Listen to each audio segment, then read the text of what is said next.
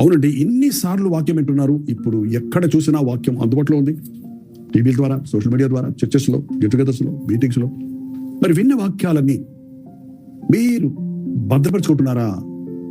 అంటే అంత గంటల గంటల ప్రసంగాలు మీ హృదయాల్లో గుర్తుండకపోవచ్చు, ఉంచుకోలేకపోవచ్చేమో, కానీ ప్రతిసారి మనం దేవుని మాట వింటున్నప్పుడు నీకు అవసరమైన ఏదో ఒక మాట, ఒక విషయం స్పష్టంగా దేవుడు మాట్లాడతాడు.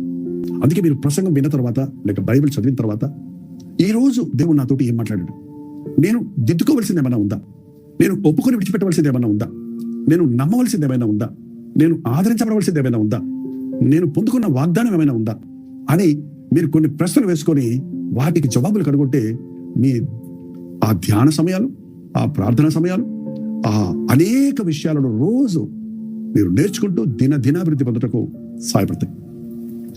వాక్యం వినటం ఎంత ముఖ్యమో ప్రార్థించడం అంతకంటే ముఖ్యమండి. రెండు బ్యాలెన్స్. సోదరు సుదర్శన్ అన్నాడు, వాక్యం ప్రార్థన రెండు రెక్కలాంటివి. ఒక పక్షి రెండు రెక్కలు ఉంటే గాని పైకి ఎగరలేనట్టు, ఒక విశ్వాసి ఆధ్యాత్మిక ఉన్నత స్థలాలలో క్రీస్తు సాక్షిగా బ్రతకాలంటే ప్రార్థన, వాక్య ధ్యానం ఎంతో అవసరం.